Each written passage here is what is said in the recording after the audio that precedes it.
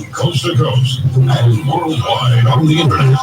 It's Coast to Coast with Art Bell. It absolutely is. It's the end, everybody, and you're on and going on. Yes, he's a man who is probably one of the more controversial people in the entire field of ufology. I mean, really controversial.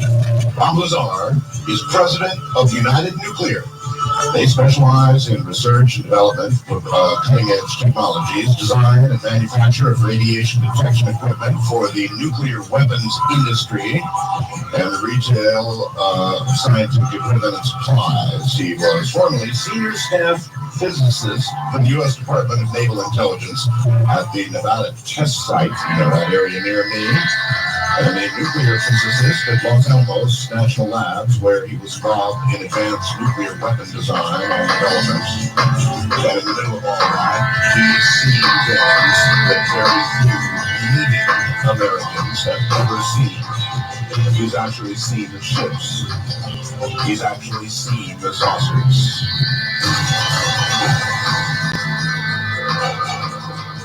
Some of you I know probably didn't hear the first program, or the last program, I guess I had to say I did with Bob Lazar.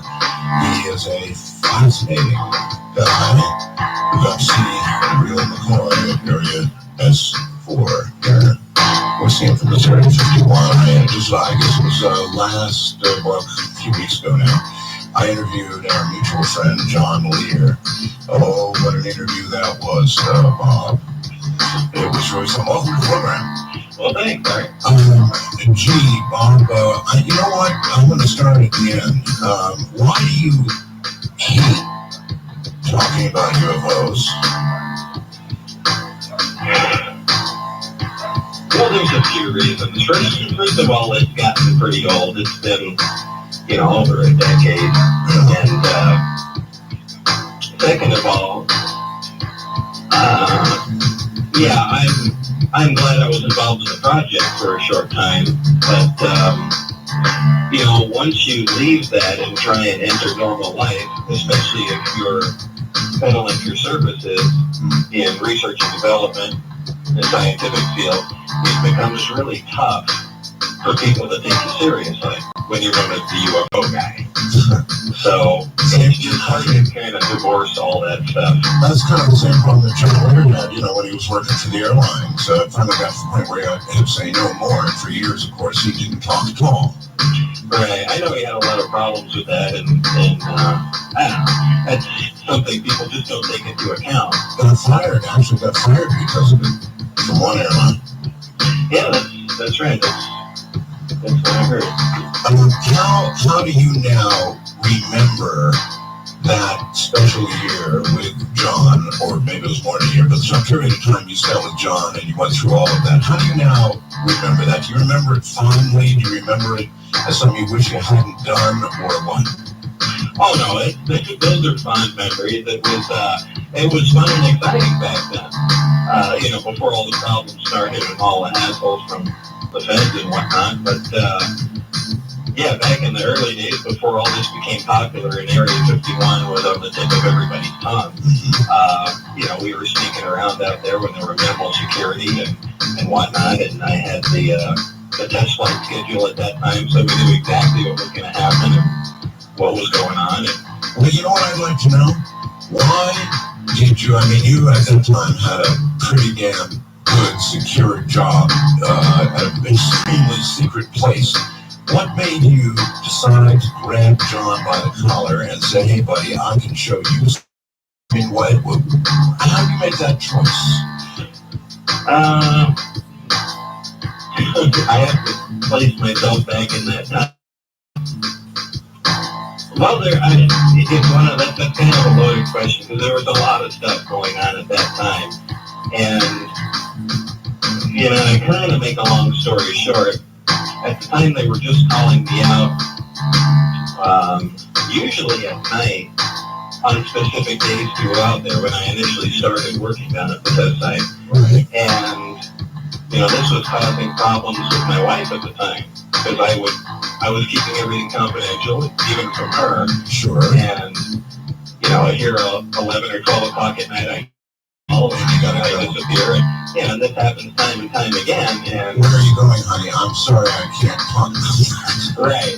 I'm going to work. I'm sure you are. Yeah. And as this goes on for quite a while, suspicions begin to build up. And, I kind of kept my friends at arm's length at that time because I just didn't want any problems. I wanted all the newfound security to go smoothly. Sure. And was pretty much playing with the game. So it started causing suspicion of my friends and, immediate family and that sort of thing. So I decided to take the risk one night and just bring everybody out close enough to where they could see a test flight when I knew a test flight was going on. Yeah, but you had to know what you were risking, right?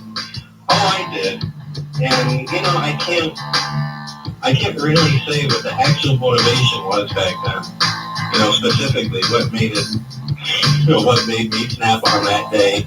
But, were you angry at them? Were you showing? No, not at that point. Were you showing off? There's nothing wrong with that, by the way. I mean, that's what it was. That's what it was. I mean, I can understand. No, it really wasn't that. And that would actually be an easy answer, but it really wasn't that. If I recall, we didn't start butting heads until after that. Right. But that was about it. I think it was to alleviate suspicion and show, several of my friends what was going on. What was really going on? Yeah. How much did you actually get to see along with John? While we were out of the area, or while I was actually working there in the area? Well, yeah, they're two separate things. No, I meant when you took John and others up there. Is what you saw, was it convincing for those who came along with you? There was no question in your mind about what they were seeing. Oh, no, there was no question. I mean, John hauled out even though we got much closer in than you can today near the area. Well, I have no idea what it's like today, but at least when I was last in Las Vegas a few years ago, you really couldn't get very far out on the road. But we drove in close to now, and you can't do that anymore. But John hauled out his Celestron 10-inch telescope, and from there it was quite a view. Mm-hmm. So, and you were seeing saucers. A saucer, yeah. A saucer. Hovering, moving. Yeah. Mm-hmm. Just lifted off the ground and hovered around. Do you have any idea? And of course, you actually, it's another story, but I mean, you of course got in to see the real McCoy. You saw how many saucers ultimately? That's one? Well, there were 9 total. 9 total. But, these were seen at a distance. The only one I actually had direct contact with was the one that was seeing test flown. Do you have any idea how they sufficiently back-engineered whatever the hell they found inside that saucer to be able to test fly it? Do you have any idea what went on to learn about? I mean, there must have been. I mean, what was it like inside this thing? What was it like? If you were standing there looking at it inside, what would you be seeing? Well, I guess the most shocking thing about it is everything was one color.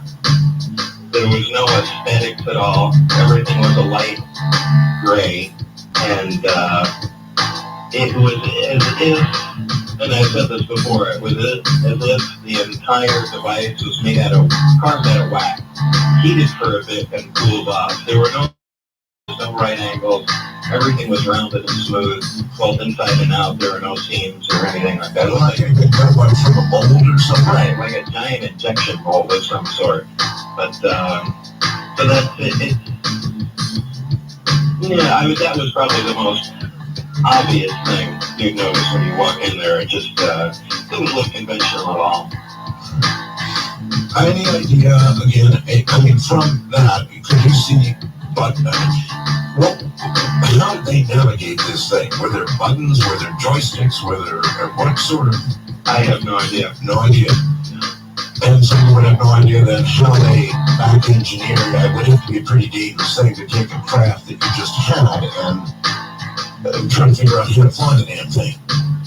I imagine so, from the stories I've heard, that it was quite a dangerous thing, but unfortunately a lot of this went on way before I ever got there. And obviously they had at least found out to some extent how some of the systems and subsystems operated. Mm-hmm. Do you know how they got their hands on these in the first place? I mean, how did they get? I don't know. Unfortunately, a lot of the information is compartmentalized, so no one person has the whole story about everything, and that's typically done in any government project, so nobody can walk away with, the whole project or knowledge of everything. But I wish I had the complete picture of what was going on. Even just smaller pieces to the picture I did have, I would be very interested in how the navigational system operated. That still kind of puzzles me. How to do flight controls and things of that sort. But in propulsion, this element, what is it, 116? 115. 115. 115. Do you have any concept of how the propulsion system did what it did? I know how a jet plane moves from A to B and so forth and so on. I mean, how was this element 115 used to move the craft? What kind of propulsion system is it? It's a gravity propulsion system, something that's completely alien to us, if you don't mind me saying. That was good word. Instead of an action-reaction system, I guess the analogy I always use is if you go put a bowling ball in the middle of your bed and 3 feet away from it, push your fist into the bed, push down really hard, the bowling ball rolls towards it. That's right. And what happens in these craft, or this particular one anyway, there were 3 gravity amplifiers in it. And what these are long tubes that are in the belly of the craft, and they're on kind of a universal pivot type joint, to make it simple.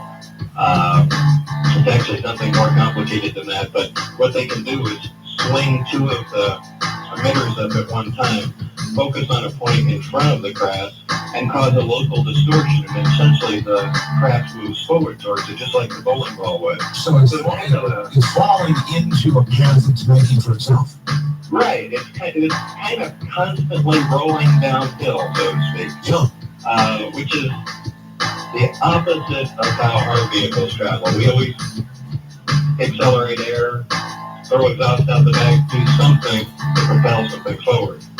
And in the air anyway. And this eventually operates the opposite.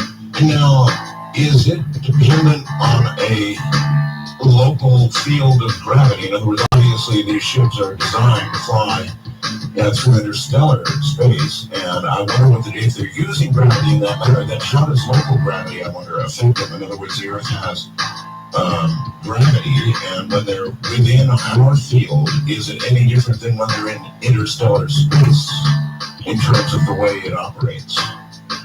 Yeah, completely. There's 2 different modes of travel. There's Delta and Omicron. Oh? And the Omicron configuration is when the craft uses one of the emitters to essentially hover on and causes that local distortion with the other 2 in front of it. Right. Causing it to move forward. This is something I've never heard before. Okay. No, the Delta configuration, in fact, let me take a step back for a second. That's how the craft is flown in an area of gravity. Now, when you want to leave a local area of gravity, say fly into space, what is done is you transition from Omicron to Delta, and in a lot of the UFO pictures you see occasionally, you'll see these UFOs with these ridiculous angles, at 45-degree angles hanging in the middle of the air. Sure. And the reason for that is that's the transition between the 2 different flight modes. As the craft lifts off the ground, it has to fly in a gravity-free environment in space with the belly forward. It doesn't fly like a flying saucer does in a science fiction movie. the emitters focus on one point, Right. all three of them out in space, and that's how the thing travels. So you're kind of going from a conventional mode of flight, lifting up in the air, raising the belly, and then aiming that towards your target, and that's how you progress. Bob, knowing what you know about at least the propulsion system, what can you imagine that might go wrong and cause a craft to crash, as it allegedly did, for example, at Roswell? You know, I've wondered about that for a while, and I really can't see how one of these things could crash. But apparently it did, but I can't see where a failure is going to typically occur. I don't care if there's a lightning storm or what locally is going on, unless there was something that occurred within the craft. I don't think there's any external force that's going to act on it, certainly any natural force, and cause any problems, because if you're generating your own gravitational field, you're essentially immune to everything that's going on around you. If that field should fail for some reason? Well, yeah, that's why I say if some defect occurred inside, or if something was done unintentionally, as far as piloting the craft, that I can see happening. But I don't buy the story. Somebody comes cruising in from 30 light years away, runs into a thunderstorm and crashes into the ground. Yeah, you bet. Are you convinced that Roswell was in fact a crash of an alien craft? No. Oh, really? Now, there's a surprise. Well, you use the word convinced. Well, there's a lot of information that leads me to believe that, but, you know, I'm one of the most skeptical people when it comes to flying saucer stories. And I know that almost sounds hypocritical, but that's just the way it is. Becoming involved with, you know, one aspect of it, kind of cemented that in my mind, but, you know, but there's lots of wacko stories out there, and I'm sure you've heard your share of them, more than anybody. Perhaps I have. But, you know, if this propulsion system, I mean, it could mean so much for the world. If we knew how to manipulate gravity in that way, that obviously would be a power source that could be harnessed and utilized in a world where we're running out of coal and oil and all the conventional stuff we've used. We really badly need another energy source. When you saw these saucers, it was how many years ago now? Well, it was in 88, 89. 88, 89, and now, 2003, we're starving for energy. We're probably going to have wars. Well, we are having wars because of it, and there'll be more wars because of it. So why do you suppose, Bob, that all of this has been kept from the world? I don't know. There's also a tremendous weapon potential here. That too. You know, a tremendous weapon potential, maybe more so than energy, because as far as duplicating the power system, well, you need access to materials, elements, things of that sort that we simply don't have and cannot fabricate. And, well, you know, they'd be making weapons. Well, yeah, of course. Of course. You know, if you can control, I think I did this on my last interview with you, you know, we have devices that can produce magnetic fields. We have devices that can produce artificial light. But, you know, the big gap is we don't have a machine that can make gravity. You know, there's nothing that does that. Well, that's a big gap in physics. Or we haven't made it public. And the question is, why is this technology still buried? I tell you what, we're at the bottom of the hour. Hold on, Bob. We'll come back and we'll jump right back.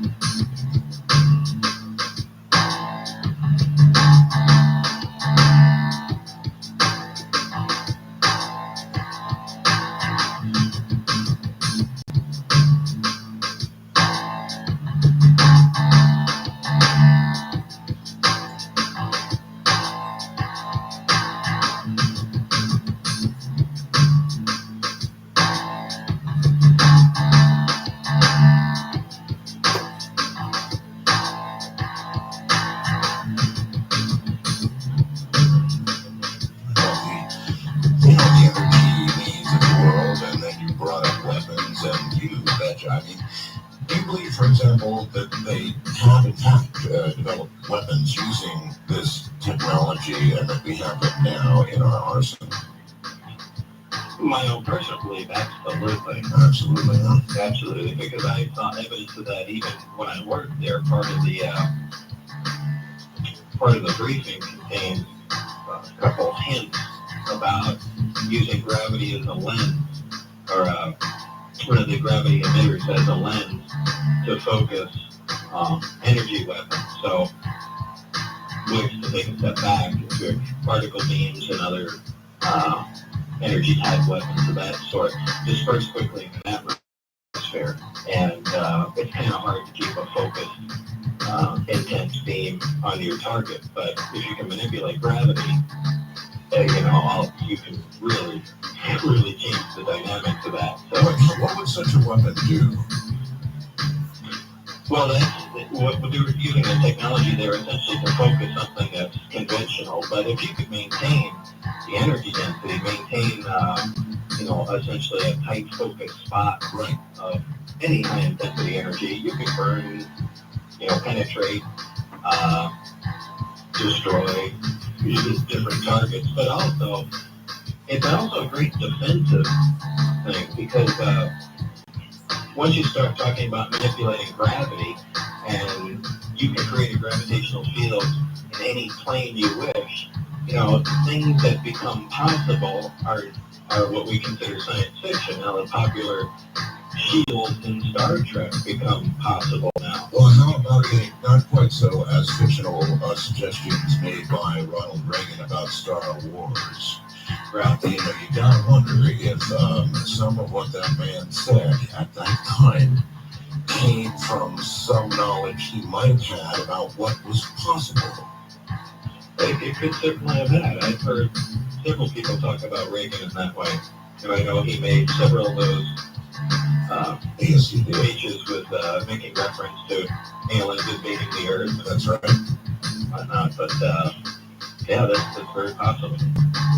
Certainly, that would have been one of the early conclusions any military mind would have drawn, and that could have easily made it to the top. President Ronald Reagan was somebody who said what was on his mind, to the consternation of many around him. He'd just say what was on his mind, and to hell with the consequences. So one does have to wonder about that. But still, there it is. Maybe we've got the weapons. We didn't use them in Iraq. No, I think these are way too valuable to use in combat. These aren't things that have been produced. If we have any, we're using the parts from the craft and the prototypes, and I don't think anybody is risking putting these valuable things into battle. I think it's, unless we've developed another source for the materials, or have been able to duplicate them, in the past 10 years, I really don't see that we're going to be going anywhere with that. But maybe by this time, research has continued and they've actually come up with something. One of the key things that John Lear did during our last interview was he said, "Hey, Art, I'm going to take you to a briefing, and you're going to get to say what you think. All of this, there should be total disclosure about everything the United States government has done since day one regarding this whole issue of extraterrestrials, what we've learned, what the information we have, how we got it, what we've done with it, the terrible things government done to protect the secrets and all the rest of it. I'm going to lay it all out for you, and you decide whether or not it should be all publicly disclosed." Everybody in ufology is screaming for disclosure. And so I'm wondering about you, Bob. If you had a litany of things laid in front of you that we had done, some of them pretty terrible, if you buy it, would you say that there should be full disclosure, or is this something better kept from the American or the world public? Well, it's not better kept from the American people because, we're supposed to. We hire these guys, elect them to their positions to take care of business. Yes. So nothing is supposed to be kept from us. However, there are other countries. We do have an awful lot of people in the world that just hate us because we're alive. And, if you're concerned about weapons and proliferation of things of that sort, you do need to keep certain things secret from the rest of the world. However, it's one of the things that I had said initially, go ahead and keep all that stuff secret, but just admit, hey, by the way, a long time ago, we ran into some of these things. This technology is real. There apparently is actual intelligent extraterrestrial life somewhere else. And, we have a few artifacts and, go ahead and release some stuff to the public. Just look up here. Here's a hinge made on another world. Just something generic. And, keep all the other stuff secret. But then I can also see the flip side of that. That's going to whet everybody's appetite, and there's going to be a furor over, disclosing the rest of the information, and then the government's been keeping that for secret for so long. What else have they been keeping secret? But I don't see the government coming clean with any of this stuff. I mean, they're up to all kinds of no good. So, do you believe that there is a government behind the government, sort of pulling the strings, as it were? I don't know about that. I think ours is pretty screwed up as it is, so I don't think it needs anybody else pulling any strings. Well, you're right about that. But surely there is some method for keeping this gigantic secret, and not all politicians, nor even perhaps all presidents are told about the existence of that. Do you believe that? No, I think very few people know. And one of the things they told me, which was one of my first comments there when I finally knew what I was working on, how do you guys keep this secret? Yeah. And what they told me was, this is the easiest thing in the world to keep secret, because it's so unbelievable. And, when you really think about it, they're right. Well, they are, because everything just gets dismissed or perhaps erased. How much anger do you have for them now? I mean, what they did to you, they virtually erased your life. They brought a steel fist right down in the middle of your life and kind of ruined things for quite a while for you. Well, I don't know. I've tried to put this out of my mind, as I fight to try and just put this behind me and forget about everything. A lot of people keep prodding me for information, and it resurfaces in my mind. But for the most part, I just try and get rid of this. At the time, sure, I was pissed off. More so than you can possibly imagine. And, as my friends that try to recall, I drove around in my little 280Z with an Uzi. That's the kind of trouble I expected, and I didn't go anywhere without it. But, times have changed. A lot of time has gone by, and I don't know. It's kind of hard to say. Yeah, it's always in the back of my mind, but, what am I going to do? To this day, I'm still fighting to get some paperwork and some things I can't even talk about. But back to the way it was, so I can be a normal person. You obviously thought they were going to kill you. Oh, no question. The impetus for going on the news. And the famous or infamous Channel 8 thing. Mm-hmm. You wanted to tell everybody about that. Not everybody in the rest of the country either recalls or knew about what happened with regard to that. Explain exactly how that came down. Well, I'm wondering how far I should go back. Well, essentially, after I left the project, that wasn't really voluntary, but I'm trying to remember exactly what happened then. I think it was John. The interview took place at John Layer's house. It was George Knapp that talked you into it, wasn't it? Yeah, it was a combination of both. I think I had gone down to John Lear's house and really was afraid to go home at that time and hid out there for a while. And John said, "Why don't you go talk to George Knapp, and maybe if the stuff's all over the news, they'll just leave you alone. Maybe your way of kind of pushing back. George Knapp, folks, is a reporter for Channel 8, the CBS affiliate in Las Vegas. And Yeah, he was, I'm sorry for interrupting. no, that's right. George is just a very heavy-duty investigative reporter for that station, and I guess he was sort of doing stories on John Lear at that time, and then somehow he got involved in this, and then, if I remember correctly, you were put on television in a shadow behind something, or I can't remember. Yeah, it was just a backlit shadow, so you couldn't recognize who I was, and the pseudonym I used was the name of my boss at the time, which was kind of a little smack in the face, but hey, just back off and leave me alone. And apparently that caused quite a stir, and I got a call shortly after that, and needless to say, they were pretty upset with that move. Do you think John, well, that they were, do you think John wanted you to do it to, in essence, back him up at that point? Oh, I'm sure. At that time, I mean, you have to look at things at that time. First of all, I got into the project thinking I was going to be working on a new fighter, a propulsion system for a new fighter aircraft. Yes. And I was certainly not one of the people that believed in UFOs. These were people that were just, something to laugh at as far as I was concerned. So, I already lost my train of thought. Well, let me put you back in that chair, and that night, when the interview got done, when it was done, what did you say to the audience that night? Well, I was essentially just admitting that there were kind craft out there, that they were actively back engineering, and attempting to do something with the propulsion system of the craft. That's basically about all that was said. I mean, there were a few details about where it was. That was enough. That's like taking a match and throwing it on gasoline. What was the reaction like after that?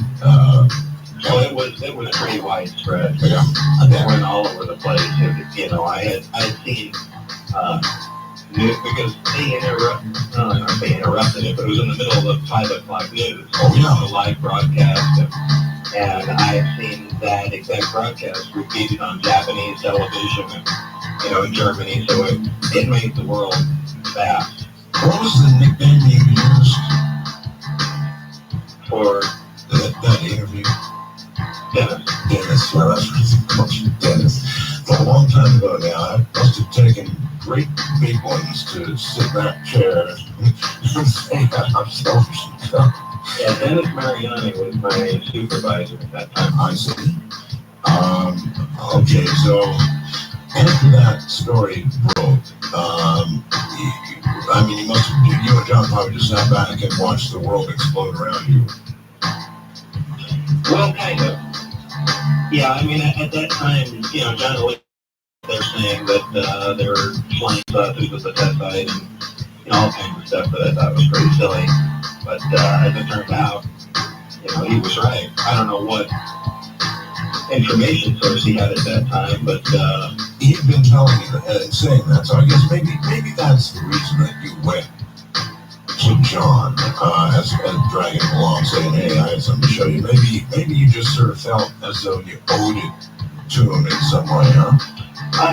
Maybe I actually can't remember the exact reason, but it was just the people around me at the time I felt obligated to at least give a peek to. Wasn't the tester company that makes models came out the model of a UFO of a flying saucer, quite a unique scale model of a flying saucer. I had one of them. And how much of your input was used to create that model? 100%. 100%. Yeah. Yeah, John Andrews from Testers just sat down and said, "Hey, we want to make a model of this, and you want to help us or not?" Yeah, okay, this is it. And they brought a couple guys in, and off the top of my head, I tried to remember some dimensions, and we did some initial drawings, and the craft just didn't look right. And he had a couple friends that were, I don't quite remember what they were skilled in, but in any case, they were able to get the correct dimensions by me recognizing the sizes of known objects at various distances. Sure. And they kind of, back engineered it from that. And we're able to get the proper dimensions. And when the drawing was done, that did look correct. And I think I'm more comfortable with the final drawings and dimensions they came up with. And I think came up like to 52.8 feet diameter or something like that. Well, when you look at the test, do you look at that and say, "Yup, that's what I saw"? Yeah, no question. But they hit the nail on the head with that. Really? Yeah, that's exactly it. How long a process was that for you to accurately, finally, I guess it's like going to a police station and going to a sketch artist and have them finally come up with something that matches, the person you saw. If I remember, it took a while. It probably took a month on and off of going over drawing the layout over and over again, and having these guys look at it and then scale it up and see if things fit.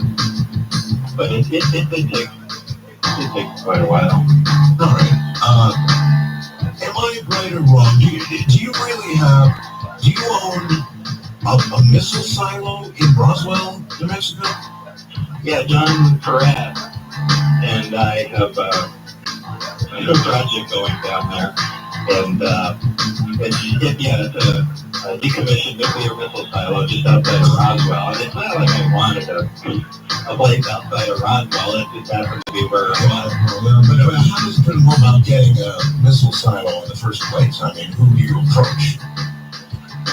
Well, I think they're actually on the internet. If you type in missile silo, there are a few left for sale, but they are pretty neat. It's I believe the main where the missile sits is 200 feet deep, and these places are quite a deal compared to what the government paid for them. I think they paid close to $13 million just for the concrete to build these places, and it's literally soundproof. You can set a thermonuclear bomb on the door and set it off and still be drinking beer inside for a while.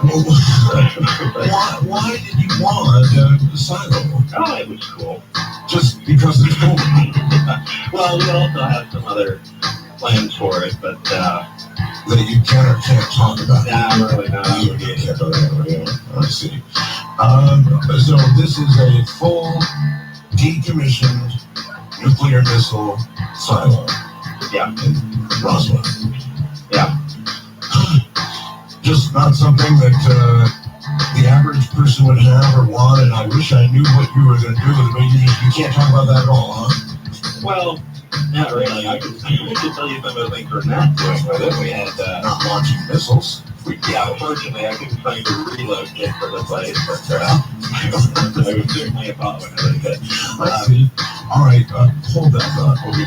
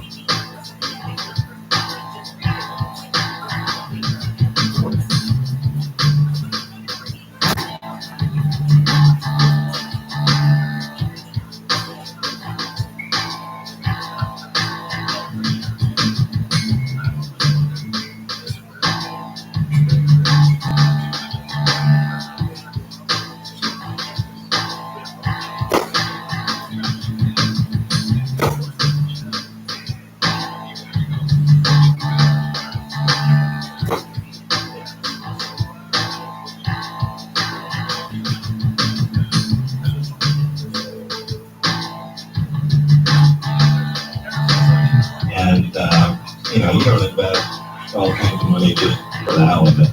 But it's amazing the amount of rumors that start. And generally, for some reason, when my name's involved somewhere, all kinds of ridiculous stories pop out of the woodwork. But I think even the Channel 8 carried that story in Las Vegas there. In fact, when I was down at the silo, we got a call from the police in Roswell, and they sounded kind of embarrassed and said, we're going to have to come down and check out the facility there. And we asked why, and there was kind of a hesitation, and they said, I know this sounds crazy, but, we have people that actually have come down to the station and said that they believe you're holding alien hostages underground in the silo. Yeah, and, because they filed a report, they actually went down, they are obligated to go check things out, so they had to come down and verify that there's no aliens being held hostages. They actually did that? Yeah, they did that while I was there, and that's a story in itself. That got reported. I missed that one. Well, that was most recently, before I moved to New Mexico. What had happened was just a random guy drove out there and was planning on committing suicide. Now, of all the places in the world this guy could have gone to kill himself, he drove down the road to the silo, parked on top of it, and set his car on fire or something like that. Well, anyway, the thing burnt to the ground, and the guy was dead. And prior to that, there's also wild animals, antelope, cattle, whatever in the area, and there's been a couple of dead cows out there. So the connection between cattle mutilations and all this stuff started growing in the minds of some people. So somehow it got around that I was developing a death ray in this underground facility, and that I could have tested on cattle, which is why. And of course, a guy came driving down the road, and I vaporized his car and killed him. I said, and you maintain that none of this is true. No, of course not. But it's just amazing the stories that get started. Well, of course, you are Bell Lazar. There's a certain aura around you. And when you get out there to buy a missile silo, people's imaginations naturally go berserk. Well, berserk is a good word. But, then again, you are Bob Lazar. It is a missile silo, and to be honest, you haven't actually answered my question yet about what you're going to do with it, and you say you can't answer that question, and you know that's going to feed rumors. It's got me thinking. Okay, okay. Well, Over the years, especially in that time period when you were with John and the whole thing was coming down, how much, and you've done a number of public interviews, several with me, how much is left that you can't talk about? Can't, or unable to? Concerning the UFO information. Yeah. Not a whole lot. But some. There's just a couple little tidbits that doesn't burn anybody and hold information back, but in case somebody claims that they were involved with the project or work there are a couple things that only those people will know, and anytime that anybody brings those up when questioned by me, I'll know. So that's the only reason. There's just a few little bits and pieces of information here and there. Then let's go down that road for a second. I mean, there are others like you, Bob, who worked out in and saw all of that.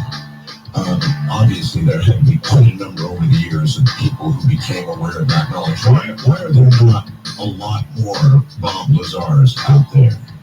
I don't know. Initially, I was not supposed to be the only one that came forward. But, not supposed to be? No. You mean you had an agreement with someone? Well, Mary, the guy that I worked with there,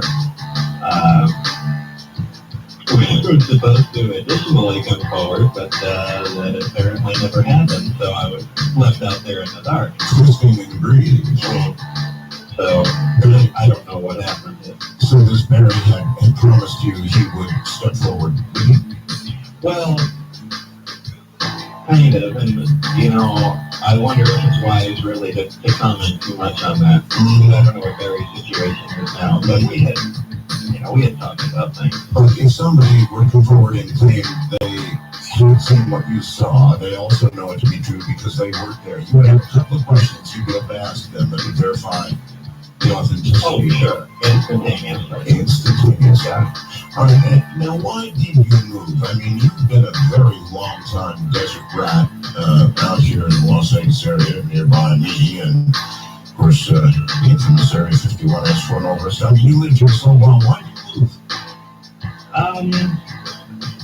After a while, Las Vegas gets to you. I was there, and certainly working at the test site was fascinating. And a little bit of the work I did there when I initially moved to Las Vegas. But after that, being out of the scientific field, I really went stagnant and really didn't produce or do anything that I really considered worthwhile. I just needed to get out of the Las Vegas environment completely. And New Mexico, especially around the Albuquerque area, you have two of the most prominent national nuclear labs here, Los Alamos and San Diego, and the cities here are filled with PhD scientists, and it felt good to get back into the mainstream of things. And in the short time I was here, in the first 18 months, I just began to actually produce what I consider decent work. I started filing for patents and working on the hydrogen system, and we're going to talk about that, as a matter of fact. Patents and on hydrogen fuel systems, and I know you've had them in your car. You run your car on hydrogen. Did it for a long time, right? Right. Whatever patents you have, what's this about SWAT team coming in and grabbing all of your data and computers? I have to stop you there. We can't even touch that one. After I sent that email, we got to totally just not talk about that. Yeah. Okay. At any rate, now that you're back, or you're in New Mexico, you feel like you're doing good work in your area once again. Yeah, and it's and I guess it's just a different mindset, and also the immediate area that I live in. Moving up isolated in the mountains in the middle of a forest, and on a lot of acres of land, and it's different than living right in the middle of Las Vegas, and typically in town. So it's just it's a freer environment, and I'm building my own research lab here, and I don't know, it's a lot more fertile ground for thinking and actually doing something serious. Well, I do get the sense there's still an awful lot you can't talk about. You said a couple of things, but then we keep touching on several things that still, there's aspects of it that you can't talk about. So I would say a lot of your life still is surrounded by having to keep secrets. Are you good at keeping secrets? No, I think it's been proven pretty well that it's not. But it drives me crazy because the thing I would love, I could spend 4 hours on the phone, more busy up than you can imagine, talking about this SWAT team thing, but my hands are tied right now. And maybe in the future I can say something about it. No, attorneys are that way. I know there's ongoing stuff, and they're right, of course. Ultimately, they're right, but it does kill you not to be able to talk about something. Yes, it does. Do you think that you are working on, without asking you specifically what you're working on, did any of your experiences from what you saw and what you learned technically have application in any work that you're either doing now or contemplating? Yes. Yes.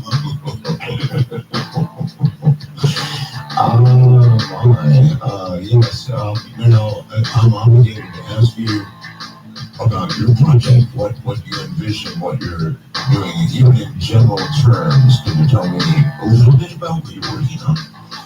Well, I'm overburdened with projects in progress. as you mentioned, the hydrogen fuel systems. That's actually something I've been working on since the late 70s. And that's finally come to fruition in a lot of the materials needed long-term testing. And they certainly have it now. That's probably the biggest. Okay, perhaps you can answer a hydrogen question for me. Now, it's hydrogen is being touted. Even the president of the United States is touting it as the way to go.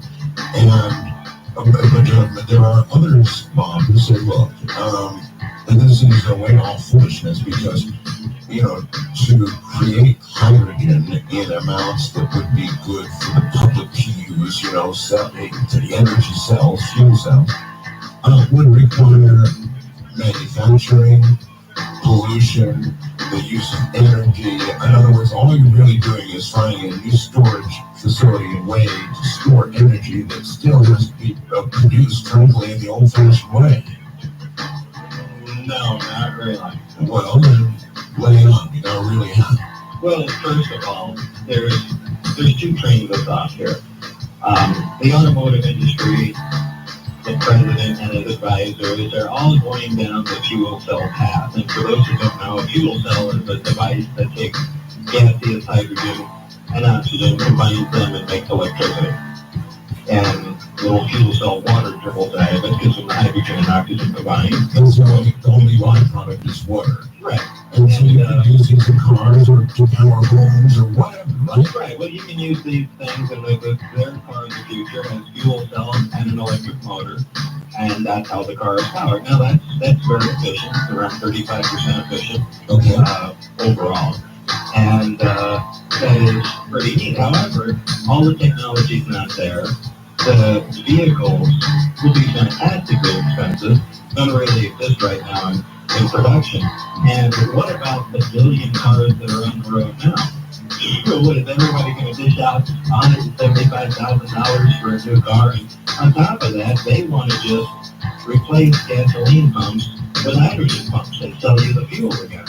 All right, let's get back to refuting this. In other words, no matter how it works, Bob, and you can see this more than negative than positive side of this, but I mean, no matter how it works, aren't conventional fuels going to have to be used in copious amounts to produce these cylinders of hydrogen? No, I don't. The system that I came up with, first of all, converts a conventional car to burn hydrogen conventionally. And how much cost? Well, let me get to that in a second. The actual conversion is not that difficult, not that terribly expensive. I have not used any energy producing any of the hydrogen that I make as far as power off the grid, fossil fuels, or whatnot. Hydrogen is easily electrolyzed by water. You need to prove it to yourself, take a 12-volt battery, put both wires in the water, and a pinch of salt, and see bubbles coming off of one side. Well, some off the other too. Right. Anyway, it's easily produced, and it can be produced with solar panels or a wind turbine. I use solar panels. That's where all my hydrogen comes from. I fill up the Corvette, and we drive 700 miles on it. And the car will also run on gasoline. So that's perfection. I mean, it works, right? Right, and it's worked for years and years and years. All right, let's say, what would it cost to convert a car like that to hydrogen? The big hang-up right now has been the actual storage medium.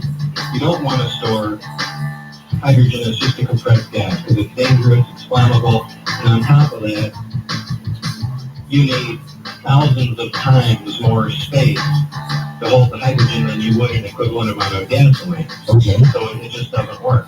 Right. You don't want to store liquid condensed cryogenic. It's dangerous. It's just a big... And that's the metal hydride. And this is the granular material that absorbs hydrogen like a sponge absorbs water. And it only releases the hydrogen when it's heated. And when it's not being heated, I can fire incendiary bullets through the hydride tank. And it just smolders like a cigarette. So it's extremely thick. And this is a material that'll store the hydrogen in the vehicles and for homing. Is this the subject of a patent? Yes. It is. Yeah. Now there are various hydride materials, and some were actually very difficult to get a hold of because some of them, like lithium 6 deuteride, which is a hydride, actually, well, the material I use is a hydride, and the only use for that material is in thermonuclear bombs, and it's restricted, obviously restricted for sale. And the only reason some of these hydrides are manufactured was for the weapons industry, and they're done so in such small quantities, the cost is very high. For instance, to convert the Corvette just for the tank of hydride, we were looking at $15,000 without the hydrogen conversion itself. So this is, that's a pretty large price tag. Going on right now. Right. But if this whole thing were perfected, you had access to the materials, and it were done in mass, I'd like to get some idea of what it would cost to convert. Well, we've been working with the hydride manufacturers, and they promise a 70% reduction in cost in volume production. So does that make it viable? Very much so. I mean, wouldn't you pay between $4,500 and $6,000 to have your car converted? You'll have your hydrogen generator at home, so you can drive locally and even up to 700 miles away on hydrogen. And if you want, you can always put gas in the tank and the car will switch over to gasoline. I always wanted to know, would I need to do that? Would hydrogen give me the same equal amount of horsepower? Would I be happy with a hydrogen You engine? get a little less, for instance, in a larger engine. In fact, that's the reason we converted to Corvette. Because a lot of these alternate fuel cars, these little Ford Escorts and these little tiny motors, and it leaves everybody wondering, well, can you power something substantial? So we purposely did a large V8 engine. And, it's the length of the tires and, screams away. And there's a little loss in horsepower, but in a large engine, you're not going to detect a 10% loss in horsepower. Having a lot of fun, though. I mean, it's enough horsepower that generally most people can be happy campers. Oh, sure, and most people are willing to pay that price tag if they never, ever have to go to a gas station again. And who wouldn't? On top of that, you're not supporting, the oil cartel or anything else that's going on.